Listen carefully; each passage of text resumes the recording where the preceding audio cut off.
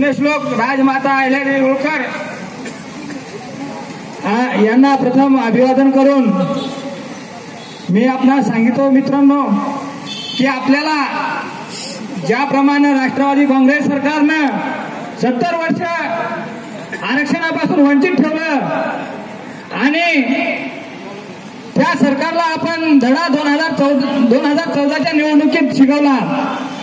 त्या सरकारनं आरक्षण दिलं नाही म्हणून आपण भाजपा सरकारला सत्तेत बसवलं.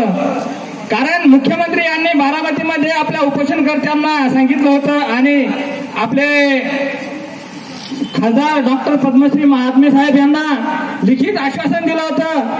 ते आश्वासन सुभाषजी देसाई साहेब आणि तत्कालीन प्रदेशाध्यक्ष व आताचे मुख्यमंत्री देवेंद्रजी फडणवीस साहेब यांच्या लिखित स्वाक्षरीने आहे की साहेब आम्ही जर सत्तेत आलो तर आम्ही पहिल्या कॅबिनेटमध्ये या धनगर समाजांना एसटी सर्टिफिकेट आरक्षण लागू करू. तुमचा प्रश्न फार मोठा नाही आहे. तुमचा धनगर आणि धनगर एवढीच चूक तुमच्या या आरक्षणाच्या याच्यात आहे. आणि मित्रांनो आपण संपूर्ण महाराष्ट्रातील धनगर समाज या भाजप सरकार युतीच्या पाठीशी राहिला आणि या सरकारला सत्तेत बसवलं. आणि त्यानंतर आपल्या महात्मे साहेब यांनी एक नागपूर येथे एक मेळावा घेतला होता, अंमलबजावणी मेळावा घेतला होता. त्या मेळाव्यात आपले मुख्यमंत्री साहेब यांनी कबूल केलं की साहेब आणि समाज बांधवांना सुद्धा कबूल केलं की आज जे मी मुख्यमंत्री झालो आणि जी आमची सत्ता आली ती फक्त या धनगर समाजाच्या भरोशामुळे आली, या धनगर समाजाच्या मतामुळे आली. आणि मी या धनगर समाजाला लवकरच एसटी आरक्षण लागू करू.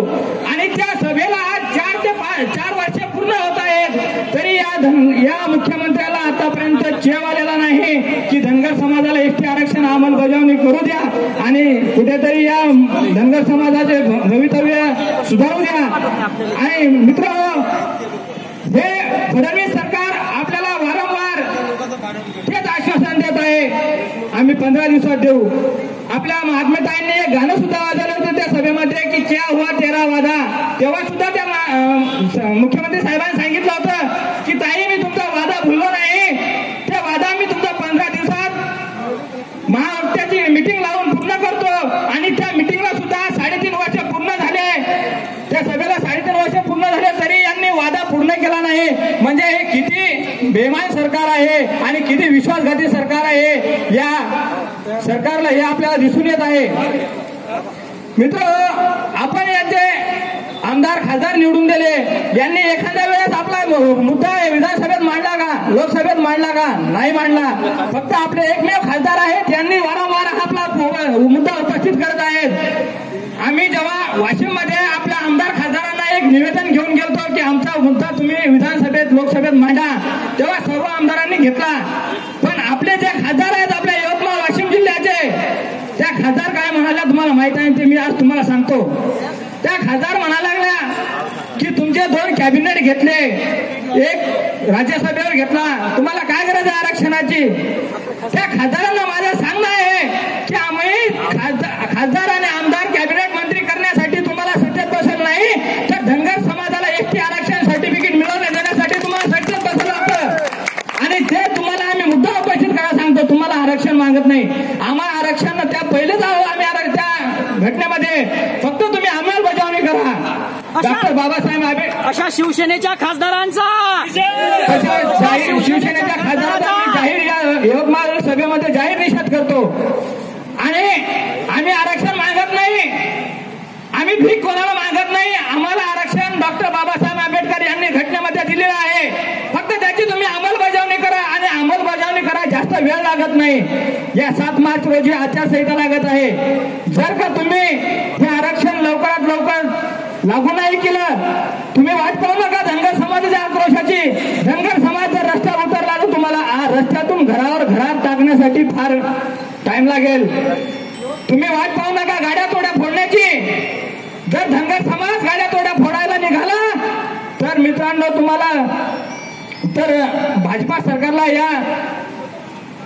या भाजपा सरकारला तारंबळ उडेल आणि घाबरेल.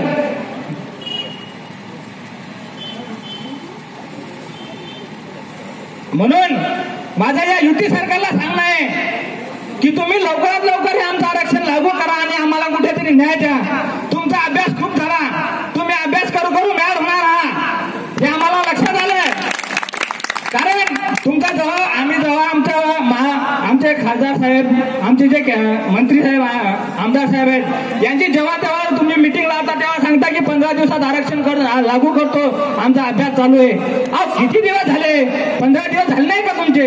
4 वर्ष पूर्ण होत आहे, आचारसंहिता लागत आहे, तरी तुम्ही झोपेतून उठला नाही, झोपेचा सोंग घेता. तुम्ही आमच्या मराठा बांधवांना 16% आरक्षण लागू केलं, त्याबद्दल आम्ही तुमचे अभिनंदन करतो. आणि गोवारी समाजाला 10% आरक्षण केलं, त्याबद्दल आम्ही तुमचं अभिनंदन करतो. पण आता एक 10% आरक्षण लागू केलं, सुवर्ण आरक्षण, ते आरक्षण तुम्हाला कोण मागितलं नव्हतं. त्यांना जे कधी रस्त्यावर आले नाही, कधी निवेदन दिलं नाही, तरी तुम्ही त्याला आरक्षण देता. आणि आम्ही आज 4 वर्ष झाले तुम्हाला निवेदन देऊ तुमचे कॅबिनेट, तुमचे हे विधानसभा भरण्यात आली, एवढे तुम्हाला निवेदन दिले, आम्ही रस्त्यावर उतरलो, आक्रोश केले, मेळावे घेतले, तरी तुम्हाला आमची किव येत नाही. तुम्ही आज या आपल्या यवतमाळमध्ये यवतमाळमध्ये आपण आक्रोश मोर्चा केला आहे.